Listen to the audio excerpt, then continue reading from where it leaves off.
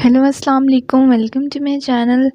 हाँ जी, जैसे कि आप लोगों ने मेरी एपिसोड 17 में देखा कि कैसे नगीन के साथ इतना बुरा भला करते हैं उसके फूफो वगैरह, उसकी जो कज़न की बीवी होती है वो कैसे उसको बुरा भला कह के घर से निकालते हैं। आज की एपिसोड 18 में हम लोग देखेंगे कि क्या नगीन वाकई घर छोड़कर चली जाएगी।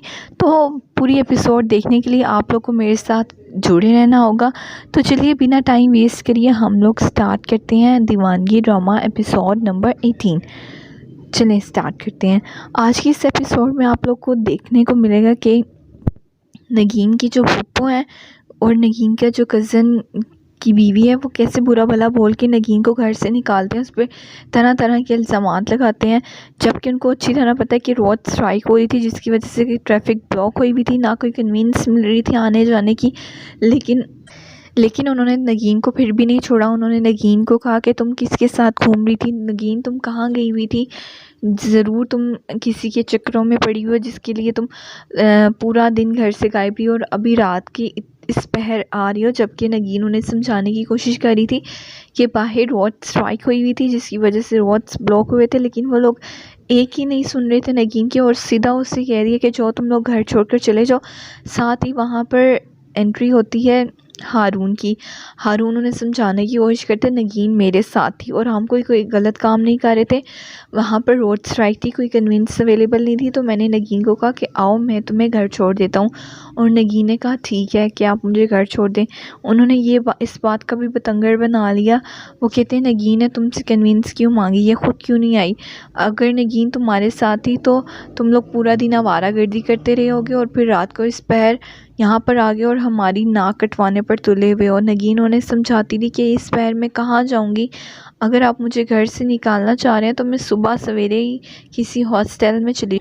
मगर वो नगीन की सुन ही नहीं रहता, जैसे कि उनका प्रॉपर इरादा बना होता है नगीन को घर से बाहर निकालने का।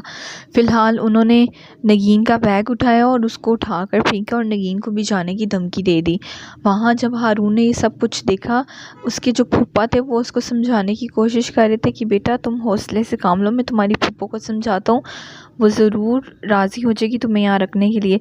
लेकिन हारून ने साथ ही बोल पड़ा कि नहीं, यहाँ पर इनकी इतनी बेइज्जती होती है, मैं इनको यहाँ पर नहीं रहने दूँगा, मैं इनको अपने साथ ले जाऊँगा। तो जैसे ही हारून ने ये कहा तो नगीन हारून की तरफ देखने लगी बड़ी तजस्सुस के साथ कि हारून को क्या हुआ, उसने मेरी साइड क्यों ली। एकदम से वो बोल पड़ा तो हारून ने उसका हाथ पकड़ा नगीन का और अपनी गाड़ी में बिठा के अपने घर ले गया। लेकिन यहाँ पर बात नहीं रुकी, नगीन पूरी गाड़ी में पूरे रास्ते में रोती रही। उसने कहा कि मेरी तो माँ और बाप नहीं है, मेरी बहन ने ही मुझे सहारा दिया, तो मेरी बहन भी अब बहुत लाचार, बहुत मजबूर हो चुकी थी, जिसकी वजह से मुझे यहाँ पर नौकरी के लिए आना पड़ा। लेकिन अब इन्होंने भी मेरा साथ छोड़ दिया, अब मैं कहाँ जाऊँगी, किसके पास जाऊँगी। एक गरीब लड़की, एक मिस्कीन लड़की के पास सर छुपाने के लिए जब ना कुछ हो ना, तो वो फिर बेयारो मददगार हो जाती है और हर कोई उसका फ़ायदा उठाता है। वो रोने लगी, लेकिन हारून क्योंकि उससे मोहब्बत करने लगा था, उसकी तरफ अट्रैक्ट हो रहा था, तो उसको ये बात बिल्कुल गवारा ना हुई। तो उसने उससे कहा कि तुम अकेली नहीं हो, मैं तुम्हारे साथ हूँ। तो नगीन फिर उसको गौर से देखने लगी कि ये क्या बोल रहा है। तो हारून उसको कहता है कि मैं तुम्हारे साथ हूँ हर कदम पर, हर मोड़ पर, कि ये कोई बॉयफ्रेंड या फिर कोई दोस्त की हैसियत से नहीं, बल्कि मैं तुम्हारे साथ एक जायज़ रिश्ता बनाना चाहता हूँ, मैं तुम्हारे से शादी करना चाहता हूँ। तो नगीन ने ये सुना तो नगीन ना हाँ कर पाई ना कर पाई। तो वो नगीन को अपने घर ले गया। साथ ही उसकी माँ ने जब उसको देखा कि वो नगीन हारून को लेकर आ रहा है तो वो और भी हैरान हुई, क्योंकि उसकी माँ ने तो सोचा हुआ था कि मैं अपने बेटे की शादी एक बहुत ही अमीर ख़ानदान में करूँगी जो कि हमारा फ्यूचर संवार देगी। लेकिन नगीन का तो ख़ानदान का ना आगे का पता ना पीछे का पता, और नगीन तो ख़ुद भी जॉब के सहारे पर ही ज़िंदा थी। तो फिर उन्होंने कहा कि तुम इसको क्यों लेकर आए हो घर पर। तो उसने कहा कि मैं इसको इसीलिए घर पर लेकर आया हूँ क्योंकि इसके पास कोई और आसरा नहीं था, तो ये तो बहुत सवाब का काम है किसी को आसरा देना, किसी को पनाह देना।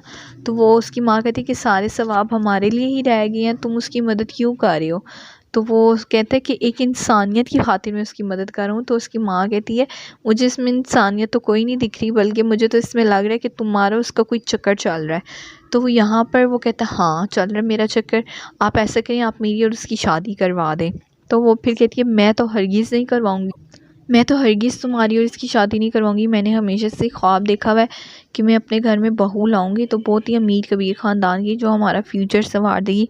तो वो हारून अपनी माँ को समझाता है कि दौलत से कुछ भी नहीं होता, मोहब्बत होना चाहिए, खलूस होना चाहिए, ज़िंदगी गुजारने के लिए यही चीज़ें काफ़ी हैं। फिर उसके बाद होता है कि वहाँ पर सुल्तान दुरानी और नरमीन की लड़ाई हो जाती है। नरमीन वहाँ घर छोड़कर चली जाती है। तो जब सुल्तान को पता चलता है कि नरमीन घर छोड़कर चली है तो उसकी दादी उसको फ़ोर्स करती है कि वो नरमीन को घर जाए और मना कर लेकर आए। जबकि सुल्तान कहता है कि वो अपनी मर्ज़ी से गई और अपनी मर्ज़ी से आएगी, मैं किसी को फ़ोर्स नहीं कर सकता कि वो मेरे साथ ज़बरदस्ती रहे। तो वहाँ पर सुल्तान की दादी ने नगीन का किस्सा छेड़ दिया। उसने कहा कि जैसे तुमने नगीन के साथ किया वैसे नरमीन के साथ भी करना चाहते हो। तो वो उसकी आंखें ज़रा हैरानगी से उसकी दादी को देखने लगी। तो वो अपनी दादी को कहता है आप क्या कह रही हैं? तो दादी कहती हैं क्यों, क्या ये सच नहीं है जो कुछ तुमने नगीन के साथ किया, क्या अभी तक तुम्हें पछतावा नहीं है उसका?